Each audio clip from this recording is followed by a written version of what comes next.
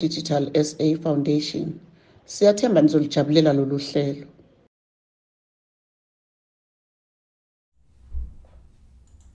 Sanibonani grade 12 igama uMr Mthembu ithutha geography.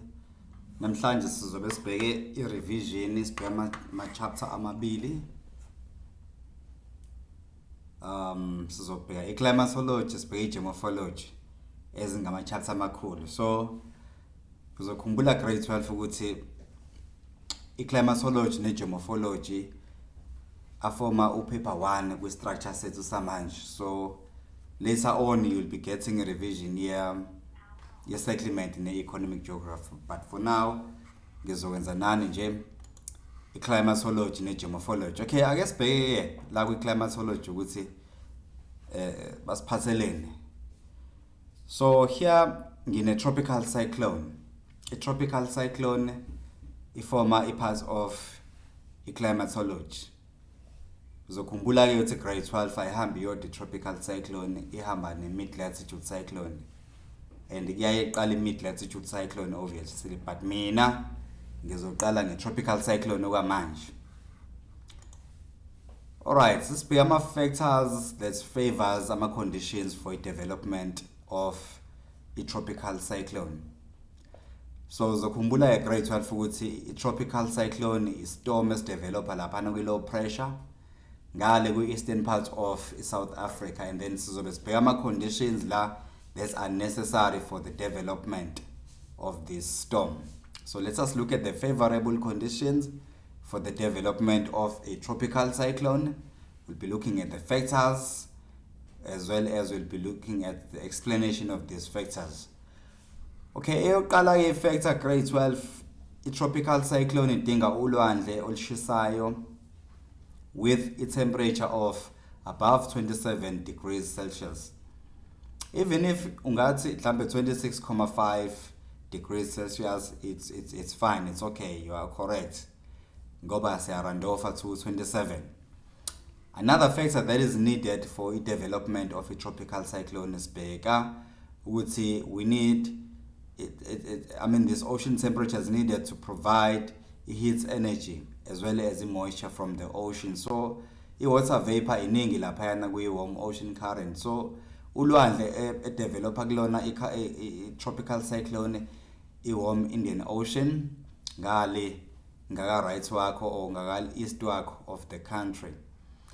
And then also we need a high evaporation rates as well to be present in order for its temperature to reach 27 degrees, so as well as condensation, and you condensation edingakalayo for formation of clouds, which are cumulonimbus clouds in this case, as well as this high evaporation is needed for the condensation and latent heat to be released into the atmosphere.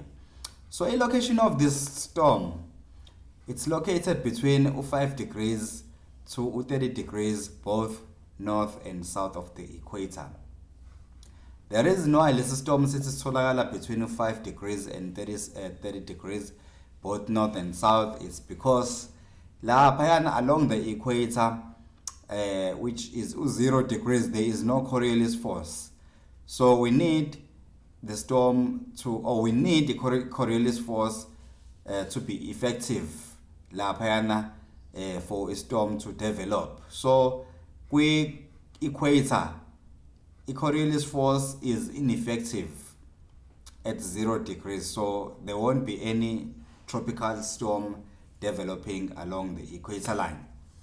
And then also amanye favorable condition idinga unstable air. So unstable air is needed to act for the actual moisture to rise, as well as let us look at the impact of the storm. This storm, it's a big storm. When it comes into the area, it's caused lots and lots of destruction. So map impact of a tropical cyclone as ease into the area. So nakamanyama impact of a tropical cyclone, this time ngivele ngathatha nje hurricane, and siyazi ukuthi hurricane grade 12 ukuthi yenzakala le in North America, but la South Africa or Southern Hemisphere siyibiza nge-tropical cyclone. Alright, now the first impact of a tropical cyclone is heavy rains. Heavy rains, they cause flooding into the area.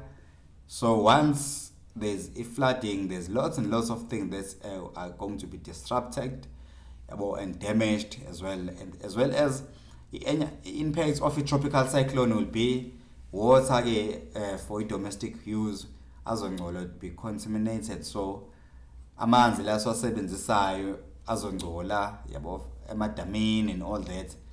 Uthi kanjani azongcoliswa mhlambe lese mhlambe kunama chemicals that are disposed by ama companies, ama factories, ama firms.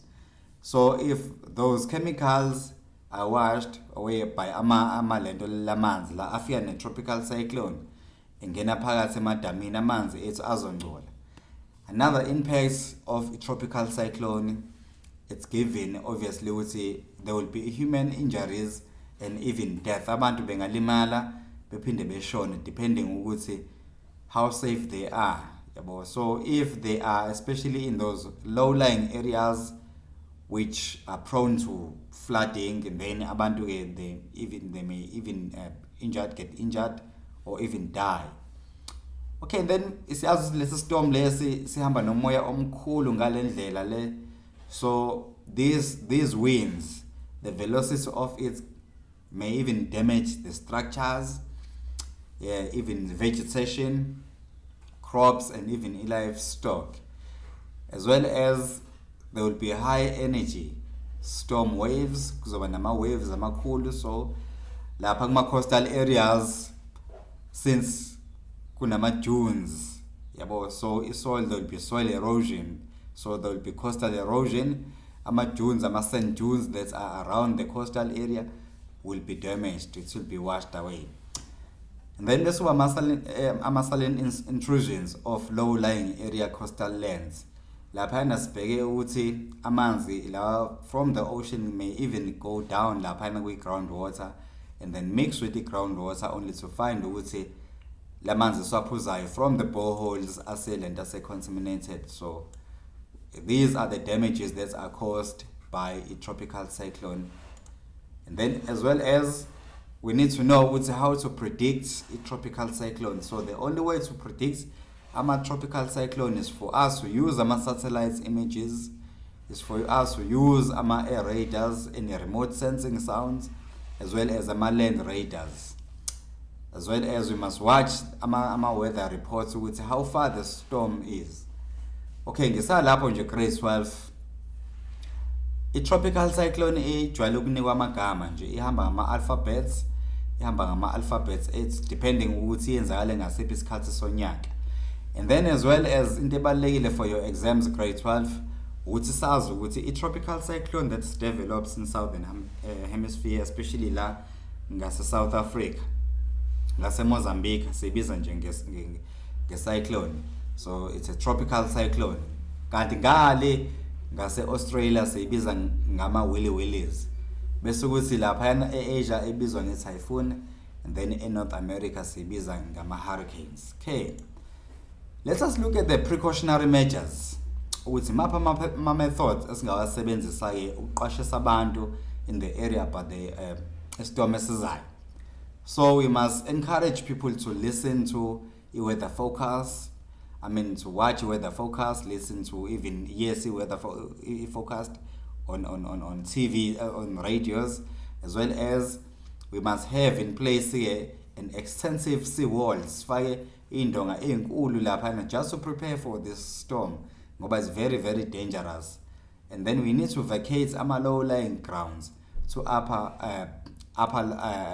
areas or high grounds, as well as we need to board up our windows. We need to seal those windows ngoba istorm siza nomoya, siza nemvula enkulu. So if our windows are not properly sealed, then we are going to have a problem. We need to place manje ama sandbags here la kuma doorsteps to reduce coastal to actually reduce amanzi ukuthi engene endlini, as well as we need to have ama sandbags to reduce coastal flooding, so that ama sand dunes as well as ihlabathi nje along the sea cannot be washed away. We need to have good communication. We must communicate. We must liaise with the community so that I be in the dark in terms of the coming storm, as well as we need to have evacuation centers. If sizosebenzisa mhlawumbe amasonto mhlawumbe to evacuate people, labe move from those low-lying areas, we can have izinto njengamasonto njengey'kole as temporary shelters or evacuation centers babeke khona for isikhashana. And then also we must have clear evacuation routes.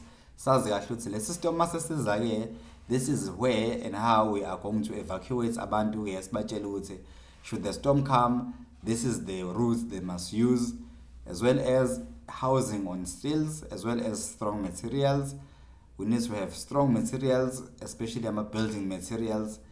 Lastly, we must have storm weather patrol so that those monitor storm ukuthi how far is it. Alright, now how do we know when a tropical cyclone has reached its matured stage? I think it's very important for your exam ukuthi wazi nje ukuthi wazi kanjani ke manje ukuthi istorm sakho sesireach i-matured stage. Remember nama stages of a tropical cyclone laphayana kwi-textbook yakho, and then thina kakhulu siyesidile ne-matured stage ngoba maningi ama questions aphumayo out of this stage. So into yokuqala nje lana, we need to know about the air pressure. With now air pressure, it must have dropped now to below 1000 hectopascals. So it can drop to as low as 996 hectopascals. As well as there will be lots and lots of cumulonimbus clouds that will be formed. So cumulonimbus clouds, uzokhumbula grade 12 ukuthi lama clouds amakhulu, tall cumulonimbus anemvula eningi. So if there are cumulonimbus clouds in the area, there will be lots and lots of rainfall, yabo. So it will maybe cause damage or be positively received in the area for land irrigation and domestic use as well, depending. As well as this stage covers a large area. So a tropical cyclone is a mature stage, so it's cover a large area as much as 300 kilometers. So the tropical cyclone is in amagama, as I've said, it may start, or not it may, but it starts from alphabet A is it Z, but it will depend in you say manga tropical cyclone asenza ngalawo seasons. So obviously tropical Beryl, obviously it's a second tropical cyclone to occur. How do we know which it's a second tropical cyclone? It's because of letter B. And then kanjalo futhi no Katrina, the list goes on ukuthi uyabala from A to K ukuthi how many tropical cyclones have occurred before tropical Katrina. Alright, now let us look at the ways in which people's lives may have been changed by the existence of the Heats Island. Oh no, sorry, not the Heats Island, but because of this Heats Island, good people, it forms part of a climatology yakho, because it's a small area. It's a small area that is heated by temperature in the city, looking at the surroundings as well. So I think it's very important for us to know, grade 12, how is the urban heat actually is formed. So now we're looking at the small temperature for the city and the surrounding environments, which is the rural area. So let's just look at these ways in which people's life have been changed by the existence of the urban heat island. So I should have urban heat island. So we're looking at the high temperatures within the city center as compared to the temperatures on the opposite direction or on the side of the urban city. Lapana we outskirt as rural areas. Okay, now we're looking at the trapped pollution which could results in respiratory problems. That is number one. And then also we're looking at the use of the air conditioners because of high temperatures, as well as ukwehla of ama buildings as usuka from the city center to the sites. It also affects the amount of heat being experienced, as well as more renovations of buildings, such as a frequent painting, unpredictable rainfall as well. So we're looking at those number of factors, as well as the increase in health problem. For example, any respiratory or any problems that may result or may be related to heat island. We're looking at the increase in stress as well as discomfort. We're looking at the movement to suburbs and counter-urbanisation as well. So all these factors, grade 12, are factors that's affecting urban heat island. So we're looking at even the results of the urban heat island. We would say once urban heat island has occurred, kwenzakalani kahle kahle. So these are the things that we come across with, starting from the trapping the pollution or the pollutant that could actually result in respiratory problems, and then the list goes on to say the use of air conditioners, it increases the temperatures, as well as the renovations, as well as the deterioration of our buildings. So we're looking at all those things, grade 12. So let's us look now at the effect of the modern buildings that they have on the urban island. So these are the effects of ama modern buildings. Yawazi ama modern buildings, ama buildings amasha ukuthi akhiwe kanjani, akhiwe ngaziphi i-structure. Most of the time ama buildings amasha ajwayele ukwakhiwa ngama-glass, so that has a major impact kwi-urban heat island. So modern buildings are made of lots and lots of glass, steel, which will result in the multiplier effects of heat. So which means there will be lots and lots of heat that will be added la kwi-urban area. Yabo. Lapha kuma rural areas, we don't have a stress high temperatures, because there's lots and lots of vegetation dominating the area. So buildings, they create a greater surface area which absorbs and also reflects heat. So buildings are made out of concrete here. So these are artificial surfaces, the grade 12 when we teach, which absorb and also reflects more heat back to the atmosphere, and then increase the temperatures. Another effect would be tall buildings. What do? They trap heat here, heat, as well as wind that actually cannot be dispersed or dispersed the heat evenly. And then we're looking at the use of air conditioners, which will encourage and promote heat in the urban area, as well as more buildings. Therefore, there will be less vegetation to actually play the cooling role. So within the city center, everyone knows which we have lots and lots of buildings, as well as we have less vegetation, less green belts. We have less vegetation which absorbs the heat and acts as a cooling factor. So, but it's the opposite same as we are in rural areas. Kuma rural areas, we have lots and lots of vegetation which plays as a major factor in terms of absorbing temperatures.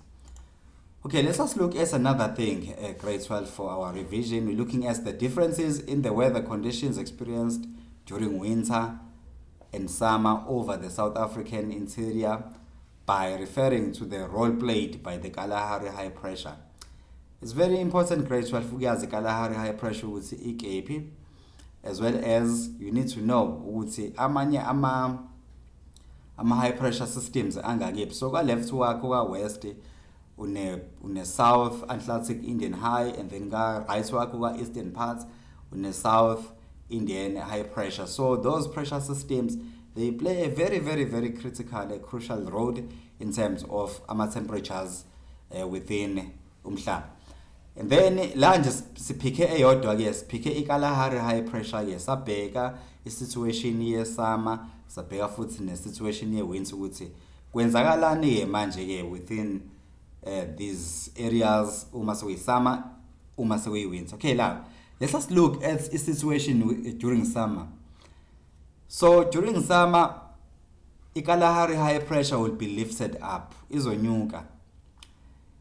Mayinyuka izonyuka ne-inversion layer, iye phezulu laphayana. So as inyuka, it allows warm moist air into the interior of the country. So once it has allowed umoya or moist from the ocean, from the Indian Ocean into the country, into ezowenzakala, there will be cloud formation. Once cloud formation, grade 12, then we'll have rainfall in place. And then there's no frost here. We are lucky with there's no frost here. So our temperature range will be very, very small. Now let us look at a role edlalwa iKalahari high pressure during winter. During winter, iKalahari will have a strong subsidence, which means izokwehla ishone phansi. Mayehla ishone phansi, iyehla ne-inversion layer. So i-inversion layer, it traps and blocks warm moist air from the warm ocean current to entering the country with a warm moist air. So that's kuzoba ne-cloud formation. So by inversion layer yethu being so low, ilento ilingana ne-escarpment, that will cause dry conditions within i-plateau yethu noma i-interior of the country, as well as because there is no warm moist air coming from the Indian Ocean now, there will be no cloud formation, so no condensation, nothing. So there will be little or even no rainfall. So mostly at nights, especially within the valleys, there will be frost. This will be taking place at night, as well as there will be large temperature ranges within the interior or the plateau. All right, now let us look at another thing that might help us as we revise our work for climatology, for geomorphology. One of the things abangakubuza zona mhlambe kwi-exam would be explain why sunny conditions may be indicated for all the inland, which is the interior weather stations. All right. Now we're looking at the inversion layer lower. It's lower than the escarpment. It's winter. Remember, grade 12, it's winter, it's during winter. So the inversion layer is only subside ilingane ne-escarpment or even lower than the escarpment during winter season. And then number 2, warm moist air cannot reach the interior.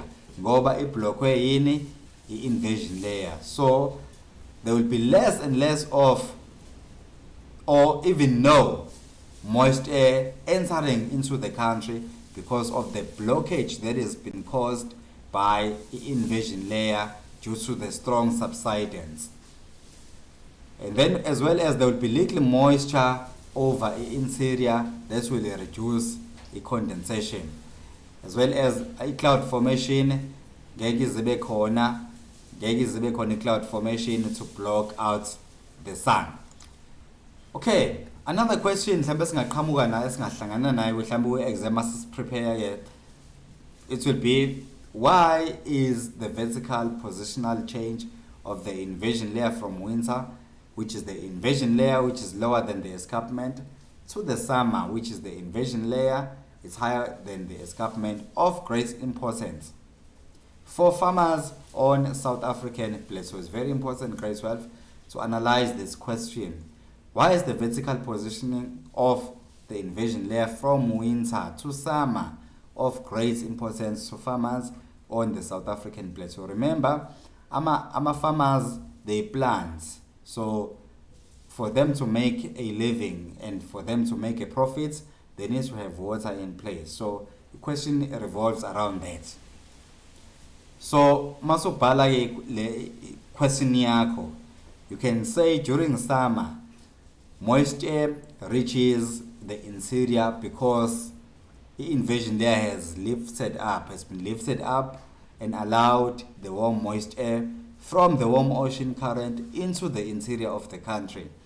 So by that, the precipitation over the interior will occur because there's now a cloud formation or condensation taking place, as well as rivers will be filled with water. So this will allow now farmers to be able to irrigate. Yeah, so once their plants have been irrigated, now we have more production in the farms.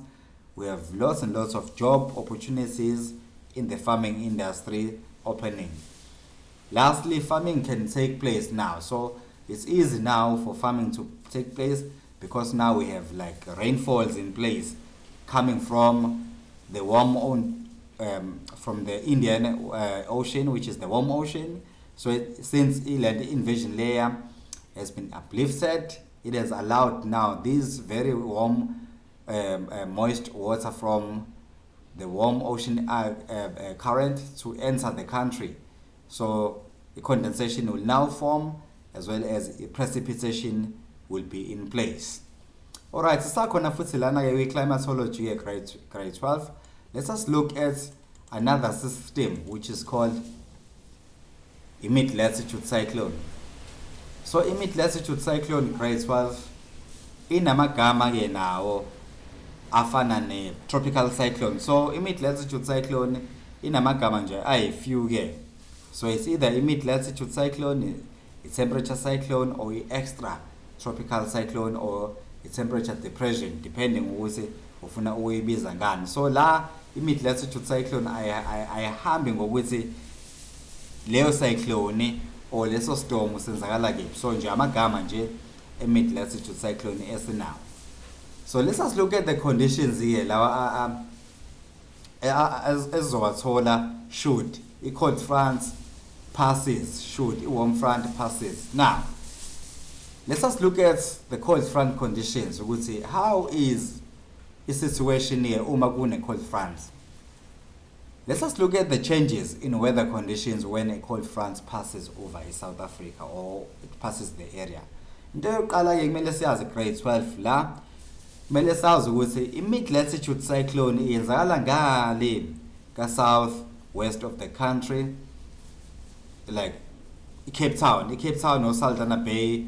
These are the areas that experiences mid-latitude cyclone, and it's number conditions that are needed for a tropical mid-latitude cyclone for it to develop, but sizwabona at a later stage. Let us worry about now with makudlula i-cold front here kwenzakalani mapha ama changes enzakalayo. So in your exams uzosho ke wena ukuthi number 1, temperature will decrease. Obviously makudlula i-cold front, temperature behind the cold front it will be lower now, as well as air pressure it will decrease as the cold front approaches and then increases as the cold front sector arrives. It's very important to note that grade 12, once the cold front has passed, the pressures will decrease now ngoba, so this will increase because umoya manje usuyasinda yabo, awusekho light then before the cold front could actually come into place. And then the humidity on the other hand, it will decrease as the cold sector arrives, as well as warm, moist, unstable air is very intensively uplifted as the steep cold front approaches.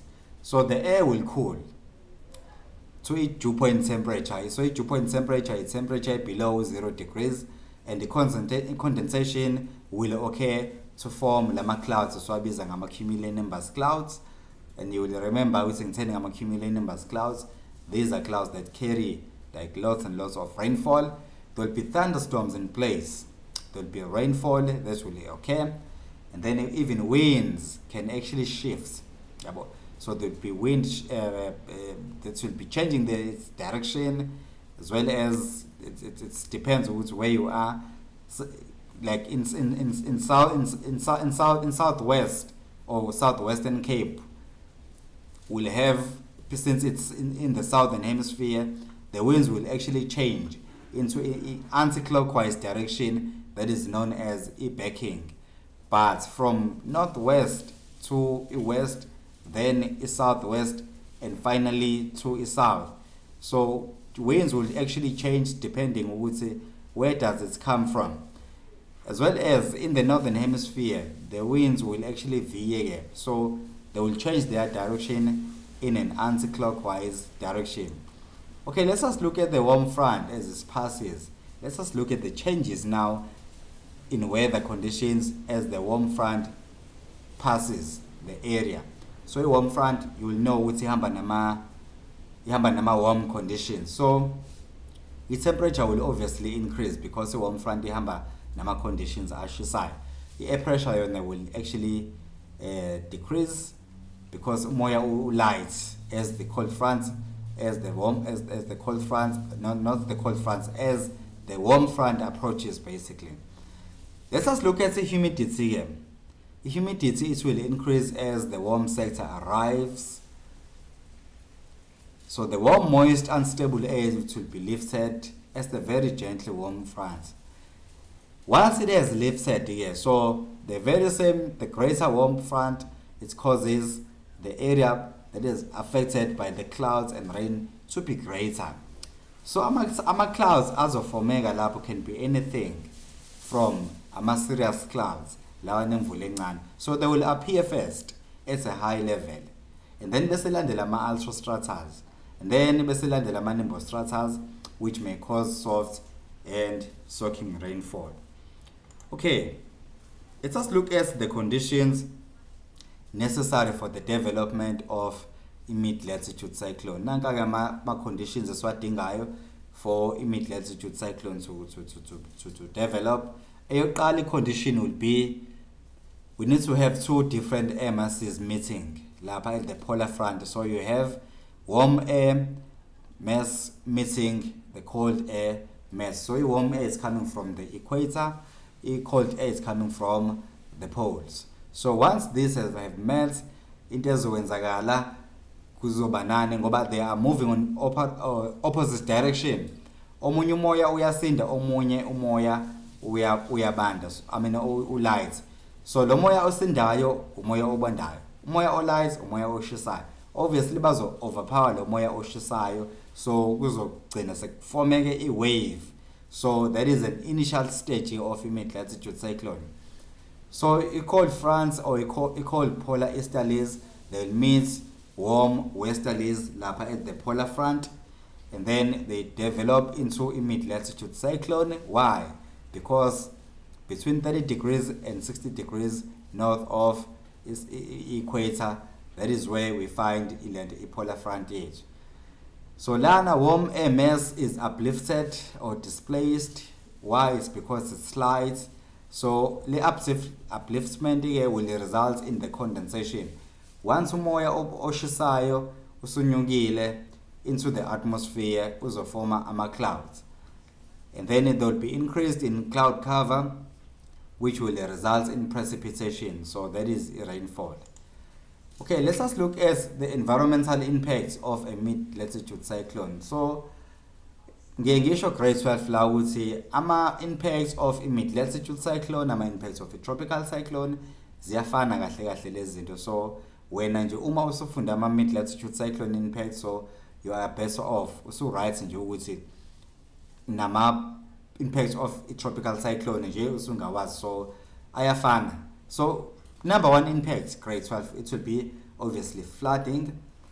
And then number two will have soil erosion. Number three, destruction of natural ecosystems. And then we'll see loss of natural habitats for animals. There will be even felt fires which will destroy vegetation.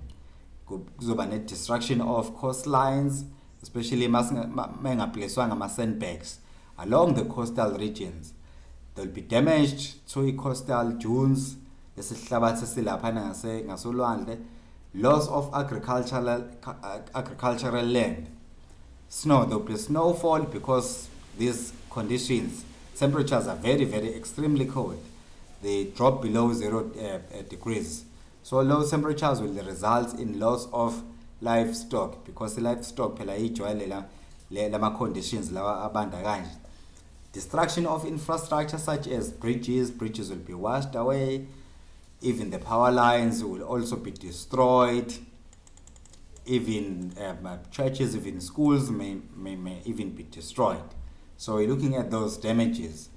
Alright, now, nansi question here, mhlawumbe bangakubuza yona ke ku-exam futhi. Okay, right. States the difference in the weather conditions experienced during winter and summer over the South African interior by referring to the role played by KALAHARI high pressure cell. So, in summer season, it's obviously they will have moisture coming from the warm ocean current, clouds over the interior, rainfall, no frost, small temperature range, dry over temperatures will be conditions will be dry over the south Western Cape. So we're looking at those conditions played by the role played by the KALAHARI high pressure cell during summer season.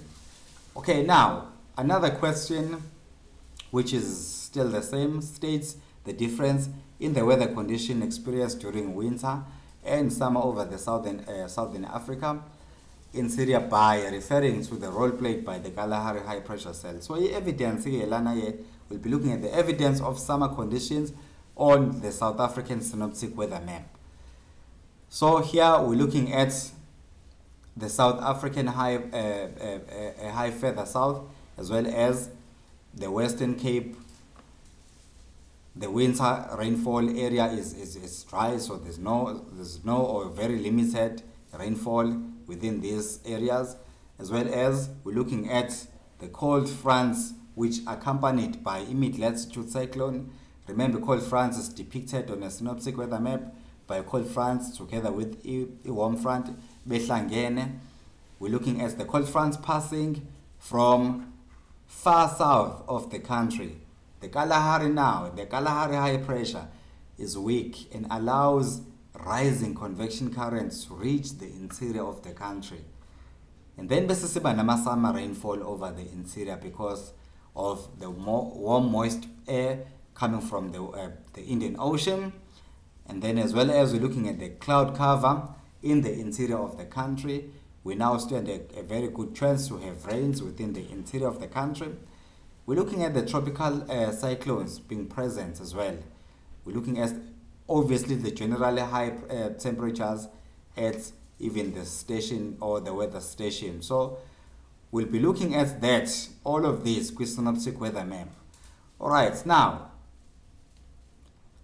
and then again the same question applies as before. Let us look at the role played by KALAHARI high pressure during winter season. So during winter season, we know the KALAHARI high pressure is exerting a pressure down there with inversion layer. It's because of strong subsidence. Conditions are dry, which leads to no clouds formation over the interior, likely rain or no rain over the interior. The frost at nights in the valleys, large temperature range, as well as rainfall over the southwestern Cape. During winter, grade 12, imvula in South Africa inetha southwestern Cape lapha ngako Cape Town kuphela because of the mid-latitude cyclone only. Alright, and same question again, states the difference in the weather condition experienced during winter and summer over the South African interior by referring to the role played by the KALAHARI high pressure. And then again, we're looking at the evidence of summer conditions on South African synoptic weather map. Nangama evidence here, as watholayo lapha kwiland we summer weather, we winter weather map. We're looking at the South Atlantic high pressure being further north, isuke ilapha phezulu. We're looking at the Western Cape experiences rainfall because Western Cape phela receiver mid-latitude cyclones or receive a rainfall during winter because of a mid-latitude cyclone being present. We're looking at the cloud cover over a southwestern Cape. So a cloud cover esuke overcast isuke ilapha southwestern Cape kuphela, ngale nje go eastern parts of the country, we interior of the country suke ingekho, suke nama clear skies. We're looking at the cold fronts, mid-latitude cyclone passing over the country. So isuka ngale southwestern Cape iyangale ka east wakho la ifike dissipate khona. To dissipate is to finish. IKALAHARI high pressure yona ke strengthened and dominates the interior because it's winter and it's exerting pressure because of the strong subsidence that it has. Yabo le eforce ukuthi i-inversion layer ibe so low, thus trapping umoya oshisayo from the warm Indian Ocean to penetrate the country. So once it has done this, then we will have dry conditions over the interior. So if you pay a synoptic weather map, there will be no clouds over the interior. So it's generally more big map yonke futhi there will be low temperatures at weather stations, as well as there will be coastal lows.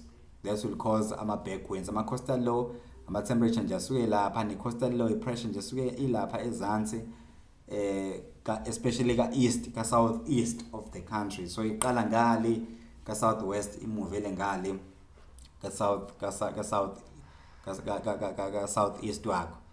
Alright, I think we are done with the climatology.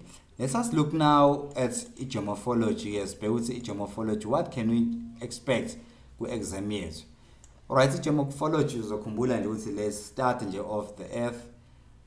It's not the atmosphere, but study of the earth. We're looking at ama rocks, we're looking at the rivers, we're looking at even the vegetation, the dominance of the vegetation. We're looking at all those things. Okay, let us look at the process of river capture here. A river capture is whereby umfula untshontsha amanzi from another omunye umfula. So we're looking at the streams on lower levels. This erodes headward. So a headward erosion kahle kahle umfula usuke ushaya reverse ubuyela emuva uyangale kwi drainage basin number 2 uzama ukuyontshontsha amanzi alo yamfula u drainage basin number 2. We're looking at the stream that is eroding headward, that cuts through the watershed. The watershed, you will remember, it's a high-lying area that separates two drainage systems. And then we're looking at water of the stream on a higher flow level, which is captured. To be captured, ukuthathwa.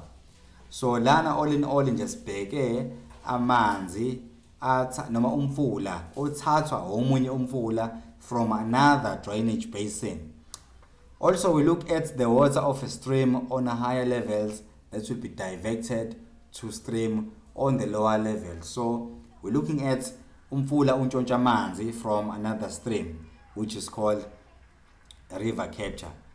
Alright, now let us look at the characteristics features of the river capture, which is called noma stream piracy. A river capture grade 12, you can call it a pirate stream basically. So we have a stream lapha nesibizwa nge-Captor, a Captor stream. So lo mfula usuke uyisigebengu nje ngoba usuka endaweni yawo ufuna ukuntshontsha amanzi ngale kamakhelwane. And then we look at another we look at another concept which is called MISFIT. It's a feature basically. We're looking at MISFIT stream. MISFIT stream ila amanzi, lesi stream esingasana amanzi sesitshontshelwa amanzi because of lo yamfula lo yasubizwa nge-river captor. Yabo lo mfula usuke usuntshontshe amanzi omunye umfula. So lesi stream esincane nje sizosala singena amanzi will be called a MISFIT stream. And then a wind gap, yona i-wind gap on the other hand ile area gele esuke between MISFIT ne elbow of capture. And then river gravel ila umfula ungasana lutho ke manje. It's a dry river. Isuke sinamatshe nje kuphela. Then lastly sibheke elbow of capture. Elbow of capture ila umfula usuke usujika khona la untshontshe khona ke ebuya njengendololwane nje lento usuke nje ujika khona usuhambisa amanzi kulo yamfula lo yana ke lo osuke untshontshe amanzi esinye stream. Okay, let us look at the physical and environmental impact of stream piracy on the MISFIT stream. So this may come in a form of a paragraph, grade 12 ku exam yakho. You have physical impact, you have environmental impact. So once water has been stolen ke manje emfuleni lo okade udependele kuwona ke, what will happen? Now let us look at on the physical features. Stream will lose its source of water, that is number one. It will be too small for its valley. Uzoba mncane nje umfula, and then kuzoba nento esibiza ngokuthi i-MISFIT stream. So i-MISFIT stream it's a stream that it has no supply of water anymore because it has been stolen, amanzi has been stolen by omunye umfula from another drainage basin. And then lastly, we're looking at the river that will dry up eventually. So those are your physical impacts. Let us look at the environmental impacts.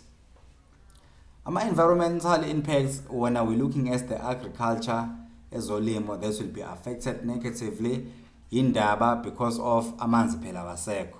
And then number two, cultivated land, like Jalekon. Only as an elbow of capture, a cultivated land will be only found lapana with elbow of capture. So there won't be any industrial activities that will be taking place anymore. Why? It's because of a lack of water now. Another thing is the food production will decrease. Why is this the case? Abantu cannot, not abantu as such, but farmers cannot produce enough food for the people. So if food production will be decreased, even for the markets it will decrease because of the shortage of amanzi, because there's no supply of water into the area now, into this river now. As well as there will be less income from agriculture and industrial activities. So we're looking at the commercial farmers now being affected. That's what affects our commercial farmers. They won't receive any profits. Even abantu abasebenza khona, income yabo will not be enough. You may find ukuthi there's even a loss of job now, of jobs. Ngenxa yani yokuthi i-production is not sufficient ukuthi begcine ifama, ukuthi igcine bonke laba bantu laba abasebenza khona la kwi-farm. As well as there will be negative influence nje on the economic as such. If farmers are producing less, obviously with GDP ngeke ze contribute that much. So economy as such it will be affected. So even recreational activities, sports and everything, they will be affected. Especially those water sports. Those water sports won't be supported anymore. Okay, let us go on to look at another question to explain what has happened to the river and what it seems to have moved. We're looking at the meanders, the erosion, deposition in Oxbow Lake. We need to know all of these features. A meander is a bend along the course of a river, especially after the heavy rainfall. Umfula usuke fast. So wenze njani ke manje ufuna ukuthatha shortcut, ukhahle ke manje ungabusayojika le uthathe lento le indlela ende vele nje ukhathe nje lana kwi shortcut, and then once usukhathile meander neck, it will be reduced, and then the water will be slow moving on the inner bank, especially with slip of slope, resulting in deposition taking place. So after a period of time, when the river cannot negotiate the bend, it will cut off through a meander neck, forming in the Sibizangane Oxbow Lake. Oxbow Lake is stream esingasana manzi esikhathiwe from a meander. So stream will now flow on straight path. Awusajiki laphayana ke. Remember uzobe usushiye i-Oxbow Lake. So river will start to meander again, and then the meander will actually migrate. So izohamba and move to other places. All right. Let's just look at the methods that can be introduced to reduce flooding along the river. Nanka amalento amahinti ke ongawasebenzisa. Small catchment dams in upper course to release water at interval into the mainstream, or we can have a large flood control dams in lower reaches, as well as we may have raised river banks. like levees, artificial levees. Levees deposition on the sides, but let's artificial. You may have even lines, normal line rivers with cements to reduce friction and increase velocity, speed to some fall. Increase gradient by cutting through meander neck to increase the velocity and also increase the vegetation around the area and prevents deforestation. Okay, let's just look at another question. Why a stream can rejuvenate itself? It's simple. It's because of the increased precipitation, increase in volume of water, stream capture, the reduction in vegetation, which will increase the surface runoff, or even a drop in sea level. It will encourage river rejuvenation. River rejuvenation is whereby a river regains its energy. Why is it important to manage drainage systems properly? It's to control flooding, to decrease soil erosion, to maintain groundwater levels. It's a very important source of fresh water, we know, as well as it's aquatic features or river systems. Okay, lastly, the flaval cycle. If flaval cycle is bigger, features that occurs along the river source. So here rivers usually originate in high-lying areas and flow downhill towards the sea. So as they flow down, they curve channels into the landscapes. In the channels becomes the pathway for all features, future water to actually follow as it flows towards the sea. So the channels may change over time, as they keep on eroding, or eroded. So a river has 3 stages. This one we know, the upper course, middle course, and the lower course. So in Tekmele uyazi ukuthi imaphi features that occurs within those upper course. So nanka features enzakalayo ke ku upper course. La sithola ukuthi umfula yes usuke steep, and then erosion is very powerful, and then in downward erosion that is dominant. So our features would be V-shaped valleys and waterfalls. Barefoot features immediately cause we're looking at, okay, right, the slope is less steep now. It's a final upper course. The river here flows slower. So erosion is still dominated, but yipi type of erosion now? Lateral. It's a fan ngale na we upper course labe solar vertical. So we're looking at features such as meanders lana ye we middle course. Then we lower course. We lower course, it's a final stage. It's next to the ocean. So slope here is gently, and the river flows very slow. So it's entering the sea. So there's large deposition. So slow flow of the river leads to deposition on large scale. So river channel is very wide, and the lateral erosion is taking place. You must remember, rivers are meandering here, and then features will be Oxbow Lake, even deltas and all that. So ngicela uyibamba lapho grade 12. Ngicela nje uyibamba lapho revision yami for now ka paper 1. So asiwakhave lama lento ama chapter 2. Climatology ne geomorphology, so it's very important for paper 1 grade 12. So ngicela uyibamba lapho until sizosibonana ngokuzayo. Ngiyabonga. Ningakhohlwa ukuthi nisengathokozela ezinye izifundo eziyisithupha kanye nezengeziwe i-learner wellness, i-career guidance kanye ne-advanced program. Hlanganyela nathi kwizifundo ezi-online ku-068 151 1072 noma ku-GoDigi@godigitalsa.today. Siyabonga.